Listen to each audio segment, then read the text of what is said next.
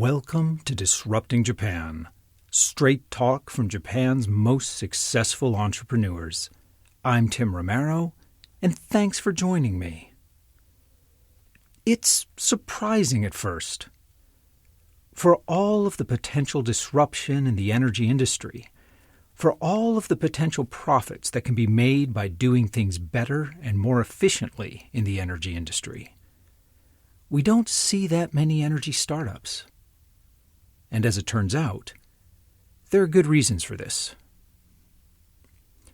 Generating and storing electricity at scale requires skills that can't be supplanted by new technology and innovation.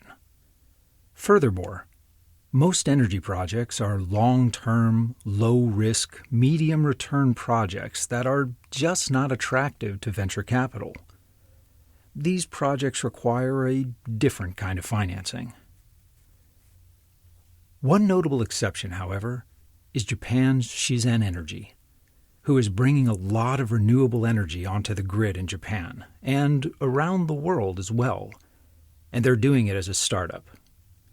In just a minute, we'll sit down with Ken Isono, Shizen Energy's founder and CEO, and he'll explain how his little startup has worked with local governments and fought the incumbents to bring enough renewable energy onto the grid that Shizen Energy is not so little anymore. We'll talk about that growth, of course, and we also take a deep dive into the current state and the future prospects of the most important renewable energy technologies in Japan. But Ken tells that story much better than I can, so let's get right to the interview. So I'm sitting here with Ken Isono of Shizen Energy, and thanks for sitting down with me. Thanks for the chance to speak. Now, Shizen Energy, you guys are a vertically integrated renewable energy company. You guys do generation, your financing, and the retail side as well. Yeah. That's a lot for a startup to do. Mm-hmm. We started with solar, but the three co-founders used to work in wind power generation company together for 5 years. What made you guys decide to leave that company and start your own project? So actually, the Shizen Energy, we found this company 2011 June. So it's 3 months after Fukushima accident. Oh. Before that, there was no demand from the market, from policy in renewables, but we knew that it's going to change. So at first you were focused on large-scale solar projects. Was it just the financing, the construction? What? Yeah, so we knew that this is very capital-intensive business, and it's really difficult for the startups to sustain the business. Right. You have to keep on, financing all the time. So our strategy was be in the renewable business, but start with a service. Started with a development of project. We also created EPC. It's engineering, construction, procurement, construction. It's basically the construction of the large-scale solar PV. Okay, well let's walk through what an early project was like. So were you using investors' capital to build these plants, or did you fundraise for each individual project? So we found the investor for the asset, but basically we do everything for them. So for an asset would be a single solar farm. Yeah. Actually, feed-in tariff in Japan started 2012. Right. So when we found this company, there was no feed-in tariff yet, and we didn't know how much it's going to be. So basically, there was no business model when we started. We just believed that there will be opportunity and there will be necessity of renewables. So that's it. So after 1 year, we were looking at how we can build sustainable renewable business, and then the feed-in tariff came up. So did the projects make sense without the feed-in tariff? So for our listeners at home, the feed-in tariff is the amount that the utility guarantees they will buy your electricity from you. Yes. So did these projects make sense economically even without the feed-in tariff? Actually, it didn't make sense at that time. The system cost was much higher compared to now. You would raise funding for a specific project. You had the expertise in managing the purchasing of the materials and the construction. And then do you also manage the operations of the plant? Yes, so we did the basic everything. And we didn't know that this business model exists around the world. After we started, we found out this is not like very new business model. Actually, it's very common in every country that has feed-in tariffs. Yeah. But now, like as you mentioned, the costs have come down so much that in a lot of places it makes sense without any kind of subsidy. Yes, that's true. And actually, we'll get into that a bit later. But tell me about your customers. Yeah. So who finances this? Are these outside investors? Are these individual companies? Are these like communities that want renewable energy for the community? Are they power companies? It has changed over the time. In the beginning, it was a very small project. So basically, it was like a local companies who wanted a new business or who felt sympathized with creating clean energy. Also, we co-invest with municipal government also. So we have like joint venture with the municipal government in Kumamoto. And as our team gets bigger and with more experience, we could work on the larger projects. And then financial investor or financial partners have changed. We did with like trading houses like Mitsui Corporation. We created a fund with one of the largest real estate fund company in Japan. So now we are working a lot with Tokyo Gas. Yeah.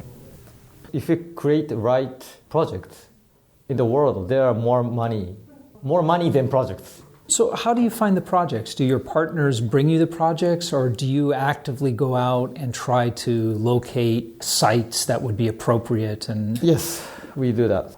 20th century, it was like globalization. But in 21st century and 22nd century, we need how we can localize, like we commit to the local community. This is one of, I think, the reason we could grow with small capital is that we had the trust from the community that we were committing to long-term. So that's why we get the land. What does that mean, to commit to the local community? Basic energy business is very domestic business. Nobody wants like people from outside. It's about the land, especially the Japanese. Land is very tied to your family or your history. People feel that just selling the land for money, I think you will have a bad reputation in that community. So how do you commit to the community?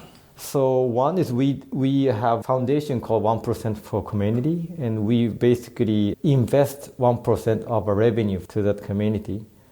One project is that we made investment in the local entrepreneur who started business in education in that community. Well, I think that is interesting because the energy business in particular tends to be very extractive. It's large global companies that are often taking resources out of a community. Yeah.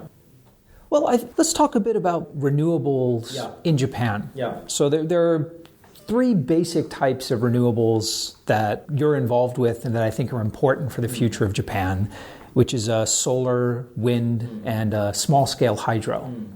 So let's talk about each of these. Yeah.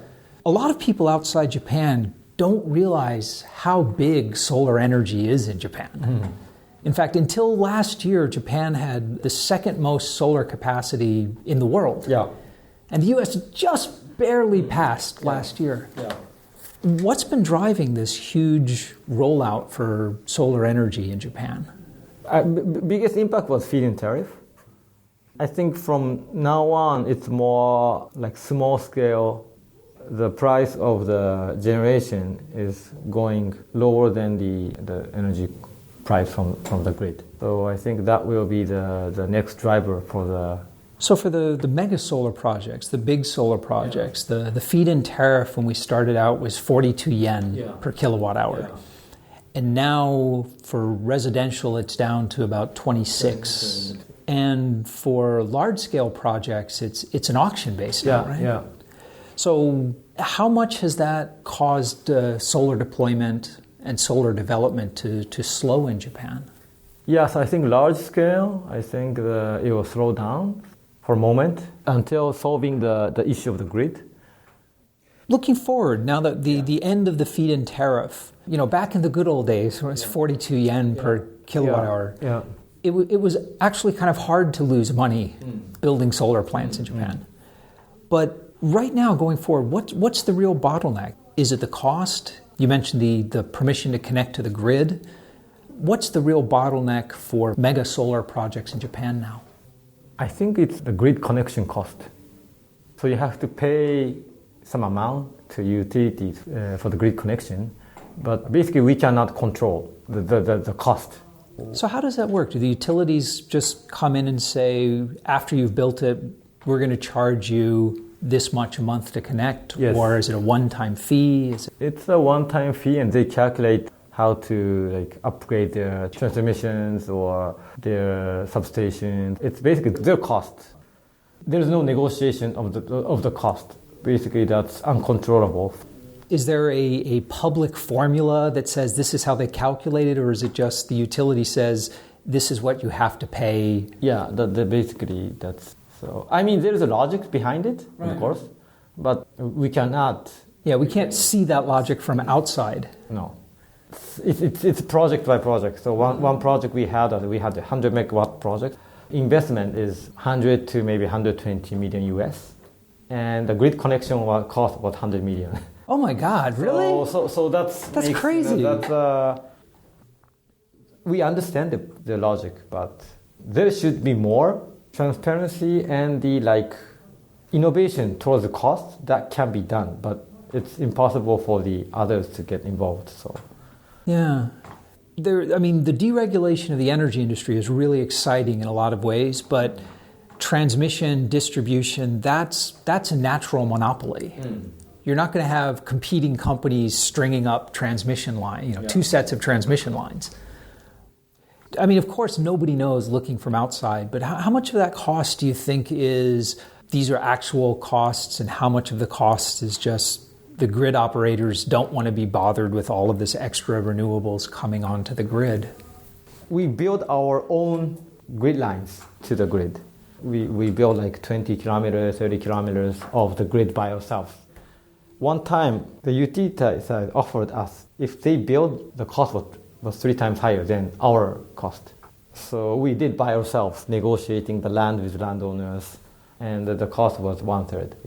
It does make sense. It's very reasonable to have to pay the utility for connecting, but on the other hand, the utilities need to modernize their grid on their own anyway, because the future is a lot more decentralized and a lot more local generation. Yes, I think so. Let's talk about wind. Yeah. Wind energy has been extremely popular in the US and in some areas of Europe, but it hasn't really taken off in Japan. Why do you think that is? There's less wind in Japan. It's just not a windy country? No, it's less stable wind. So we have typhoons and strong wind, but it's one-time thing. Wind generation, it's better to have a very stable, strong wind. Europe has, I think, more stable, and the continent has more stable wind. So we have project in Brazil. They have very good wind. So the generation cost is much lower than the cost in Japan. You guys just completed a wind farm in Karatsu City, right? In Saga. Yeah. So at least there are some good sites around. Yes, we are looking for the good sites. We think that Karatsu is good, but we definitely have to lower down the cost. That project was feasible because there was feed-in tariff for wind. Without feed-in tariff, I don't think that we could not install there. So it's kind of a small project. Yeah, it's a very small project. In Japan, the projects are much smaller than US. The land where we can do a big project is limited. Offshore or Well, offshore is difficult in Japan as well because the continental shelf drops off really fast. Yeah. So how did the project in Karatsu happen? Was it a community-driven project, or why invest so strongly in making a wind project happen when solar is simpler and more profitable? Actually, our expertise was more in the wind because we were in the wind industry. And it's very close to our headquarters in Fukuoka. Karatsu City is very focusing on renewables. We found the land and there was big support from the local community, the agricultural organization, that we changed the land usage from the farmland to the land which we can install the wind turbines. And we are donating actually 1% of this revenue of the wind turbine to the local agriculture, and we are creating the product together. And also financing is very unique. There's 3 lenders, and 2 of them are from the local banks. That's great. So profit was not the main motivation for this particular project. Of course, profit is important, but... Well, you don't want to lose money. I mean, yeah. But I think we wanted to create new models, like symbolic project for us and I think for the community and for the local banks, so that others who want to start wind business can copy what we're doing. So as the next step for this project, are you hoping to take that exact same model and deploy more wind or perhaps solar in other small cities around Japan, or are you hoping to grow that wind farm to a couple of more megawatts? Yes, so we are trying to copy that, not only Japan, around the world, because as the renewables increases, it's decentralized energy, so there will be many projects. I think everybody, especially in wind, knows that it's very important to get along with the local community. Without that, you cannot develop projects. And it's interesting. There's no really, so for example, solar is very scalable. You can have a large 50 megawatt solar farm, or you can have a little tiny 4 kilowatt system on the roof of your house. But there's no real tiny 4 kilowatt scale wind generation yet, is there? Do you think we'll see something like that coming, or is there something about wind that it only works on really large scale? The value of solar and wind is different. So I think in solar, it's much efficient to make it bigger. And the value of solar it's a set of solar modules. So you can have any size. So I think that's a very different. It's simpler, certainly, planning a project. The third, small-scale hydro, which I think is really interesting. So, hydro is huge in Japan. Most of the renewables now are coming from large-scale hydro. But I think every river in Japan already has been dammed at least once or twice. So where's the new hydro generation coming from? What do we do with these new micro-turbines? Actually, hydro, there's not a big innovation of technology anymore because it's a very established technology. The biggest difficulty in Japan was rights to use the water. Some river is owned by so many people. But isn't that the problem of just building the dam in the first place? Yeah. It takes too much time to develop project. That's why it's not growing so much. Some of the hydro plants that are in use today were built 100 years ago.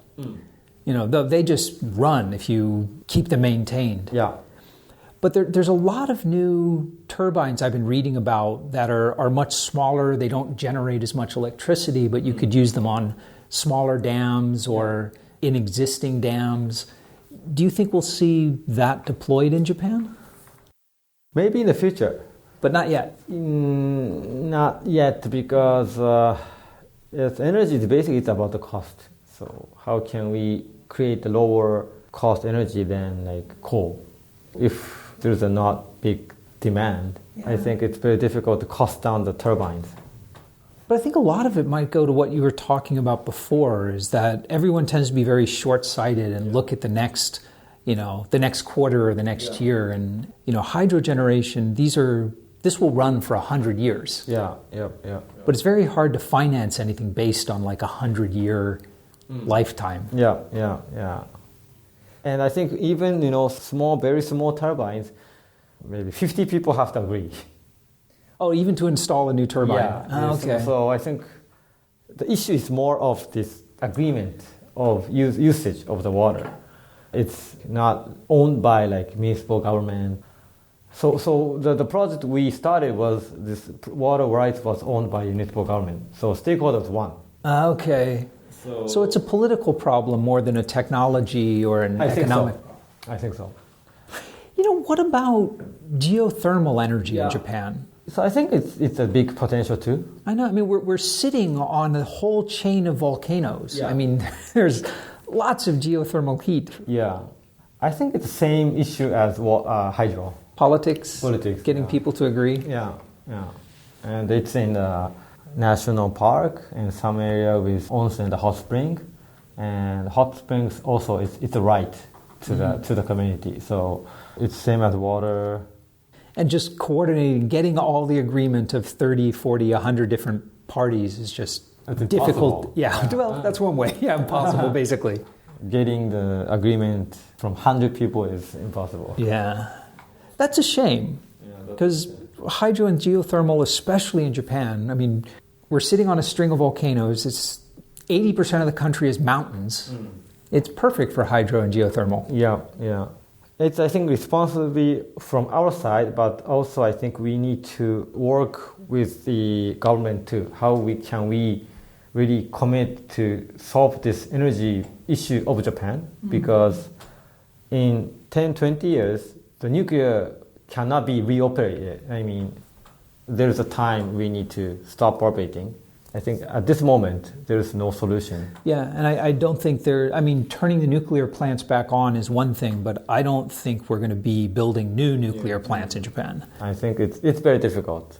Well, so METI, they've already set and announced a target for 24% renewables by 2030. And right now we're at about 16? Yeah. So we're not going to be able to put in much new hydro. Large-scale solar is hard because the feed-in tariff has gone away. So how are we going to get to 24% renewable in the next 11 years? We have this the roadmap to 100% renewables. I think biggest impact will be offshore wind. Really? That's a necessity in Japan. So what will change? Because before you're saying there's just not many good sites for it. So what has to change to make offshore wind viable and profitable in Japan? I meant there's not many good sites is onshore because the population density is very high in Japan. So there's a potential of the offshore if the cost goes down. And I think in solar, I think it's a roof of the buildings. For solar? Yeah. Yeah, the feed-in tariff is still pretty high for rooftop solar. Yeah. But it takes a lot of rooftops to make up for one mega solar project. Yeah. Yes.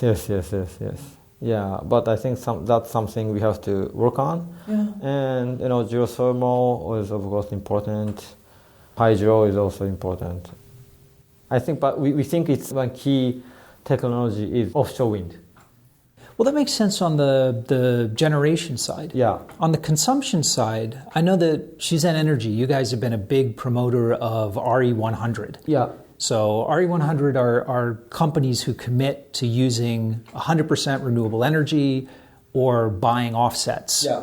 So RE100's been pretty popular in America and with European companies, but there are very few Japanese companies that have committed to RE100 yet. I see, yeah. Why?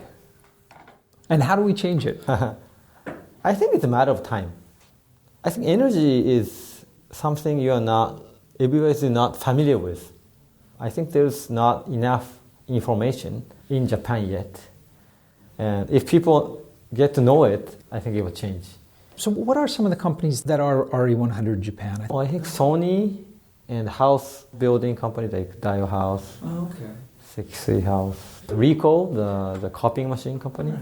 So, but I mean, it's interesting because I think that environmental awareness is much higher in Japan than in America.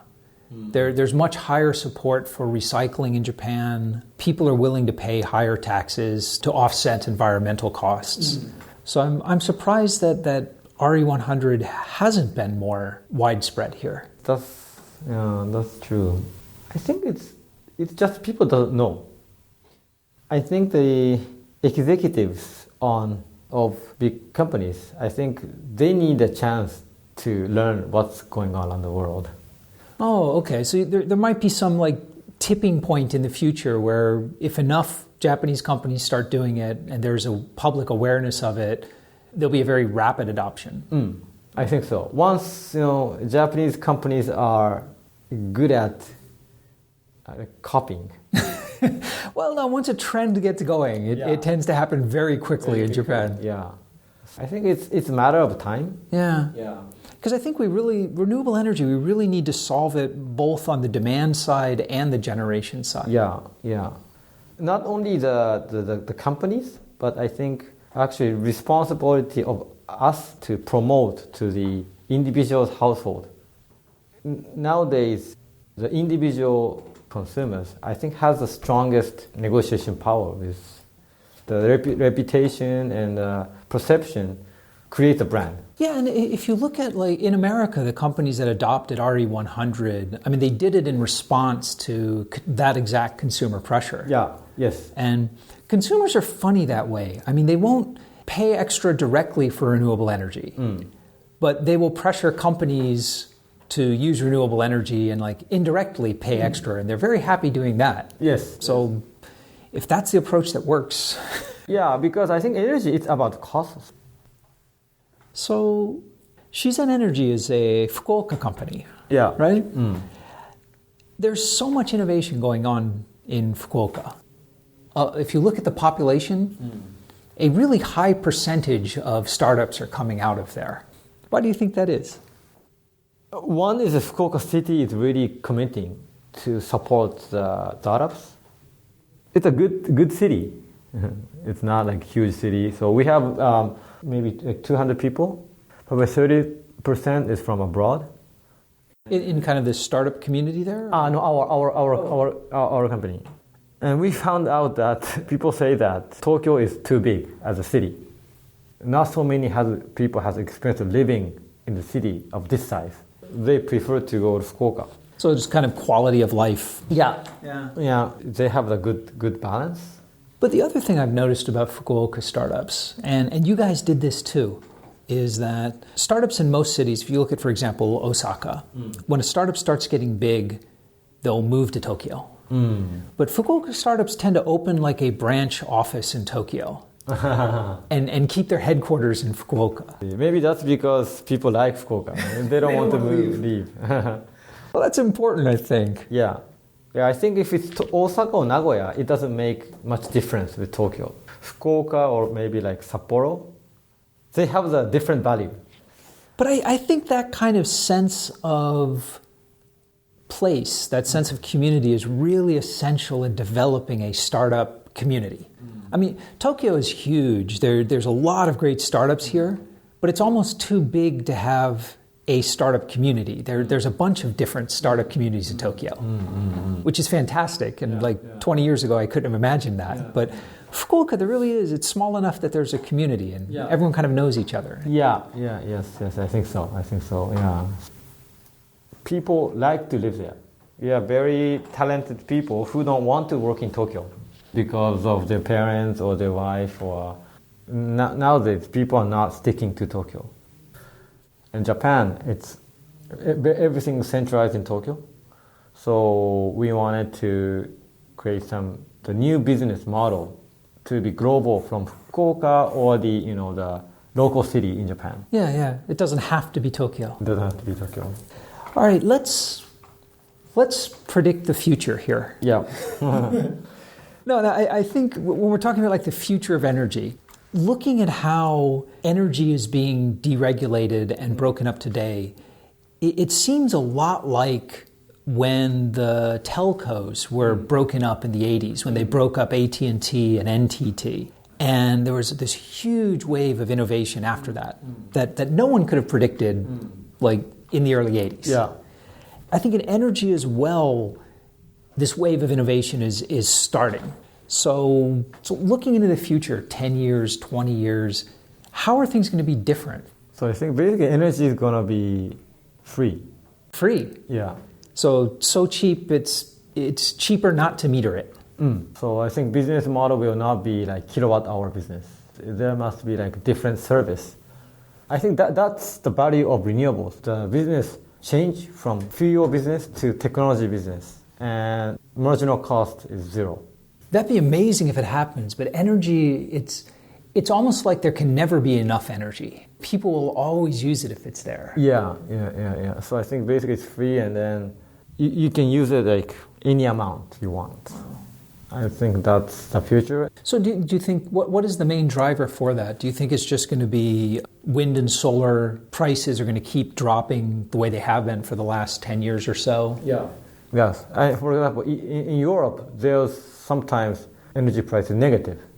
Yeah, in Germany a few times last year. Yeah, so that can happen. Okay, so maybe it would be like cities and local governments would put up solar panels and wind turbines in the same way they maintain streets today, just as sort of a public good that everyone uses. Yeah, like Japan, where infrastructure is well developed, it's not a big difference. But I think bigger impact it will be the area where the infrastructure is less developed. You don't need a grid to have energy in that community. Okay. So a kind of a series of overlapping microgrids and mini grids. Yeah. Yes. So what happens to the big utilities in 20 years? What happens to the TEPCOs and the PG&Es? The role will be different. Definitely be different. For example, the Skype I think was started like 2000, right? Yeah. And international calls became free. So I think the same thing will happen in energy. And people forget about it, the big change. Yeah, no, humans are we're strange that way. Like the massive change happens and then like a year later, we think it's always been that way. Yeah. One of the things that I've been most impressed with is in Japan, how interested sort of the younger generation is in solving energy problems and solving environmental problems. I believe in the younger generation too. So we are trying to create energy company for millennials. Actually, one of our goal is by 2030 expand into 196 countries. There are many young millennials around the world coming to us. Well, listen, Ken, before we wrap up, I want to ask you what I call my magic wand question. Yeah. And that is, if I gave you a magic wand and I told you that you could change one thing about Japan, anything at all, the education system, the way people think about the renewable energy, the way people think about risk, anything at all to make things better for startups and innovation in Japan, what would you change? Probably the banks. The banks? For the startups. What would you change? 連帯保証, how do you say that? Guarantors. When entrepreneurs try to start, more capital-intensive business, you need to guarantee as individual to the bank. I did this for a while, like millions of dollars. Our company is big enough that I don't need to do that anymore. But I think that is a big bottleneck for the entrepreneurs to get a loan. Yeah, that's taking on an incredible amount of personal risk. Yeah, so basically it's limitless. So where is that gap? So for startups in Japan, if you want to raise $50,000, $100,000, that's relatively easy. Where is that range where above this number you need to borrow from a bank and you need to personally guarantee it, but above this other number, it's okay, your company's big enough and you can borrow without that guarantee. Yeah. What's that range? Actually, I don't know. Maybe not only the amount of like revenue or cash, maybe it's amount of years, how long your company exists. It may have the impact on that. Once you start to get profit, I think there will be more chance to have no guarantees. Yeah, that is a big hurdle for a lot of entrepreneurs. Yeah, I think it's changing because of more venture capital or equity for the startups.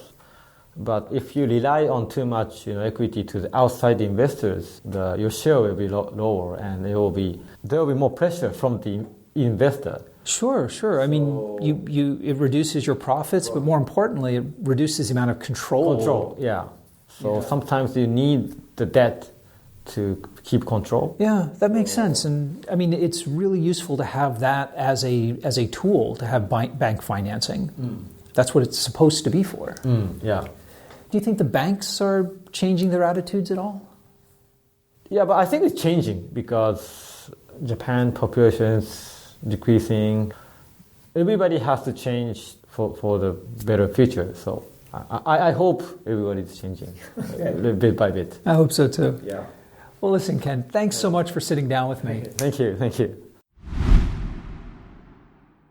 And we're back. The Karatsu Wind Project is a great example of how renewable energy can get rolled out locally. Now, the wind farm itself is quite small, but the generation capacity is not the main point. This project is a template of how renewable energy can be financed, built, and consumed locally. All over the world, the energy industry is becoming more decentralized, more local, and it's largely because of renewables. Let's face it, energy today is not a community-friendly industry. Profits are made by extracting value from communities, whether that extraction is literally taking something out of the ground and leaving the community with an empty hole, or operating coal and nuclear power plants in poorer rural communities due to the risks associated with them. Renewable energy, however, particularly when deployed as it was in Karatsu, has the potential to change that. Energy production becomes something controlled by the community, and that provides most of its value to the community itself. Now, I don't know if we'll ever reach Ken's vision of energy so cheap that it's free, but communities being able to plan for and profit from their own energy planning? Yeah, that could happen. Maybe not in unlimited amounts, but I could certainly see a city deciding to make sure that everyone had enough free energy to ensure that no one was too cold in the winter or that no one was too hot in the summer. The business model of the energy industry has been fundamentally unchanged for several hundred years, so it's hard to imagine it being any other way. But things are changing, even in Japan. I'm involved with Green Tech Labs in Japan. It's a program funded by Japanese energy utilities to encourage innovation and energy startups here in Japan. If you're part of the energy and environmental startup scene in Japan, or if you want to connect with them, send me an email and I'll put you in touch. Anyway, Green Tech Labs ran a startup weekend workshop where participants worked over 3 days to develop new business models in energy. Participants range from middle school students to people in their 50s, and the winning team was led by 2 high school students. Things are changing. The energy industry does not lend itself well to startup-style disruption, but disruption is coming. It might not come with the bravado, swagger, and IPO billions that we've come to expect from tech startups. It might be a quiet revolution, but it will be transformative. If you want to talk about energy and renewables, Ken and I would love to hear from you. So come by disruptingjapan.com/show140 and talk to us. If you ask a question at the site, I guarantee you I'll respond. And my guests have a pretty good track record in answering as well. If you get the chance, check us out on LinkedIn or Facebook. But, even better, if you like the show, tell people about it. Disrupting Japan has grown not by social media marketing or advertising, but because listeners like you enjoy it, and they tell their friends about it. But most of all, thanks for listening. And thank you for letting people interested in Japanese startups and innovation know about the show. I'm Tim Romero, and thanks for listening to Disrupting Japan.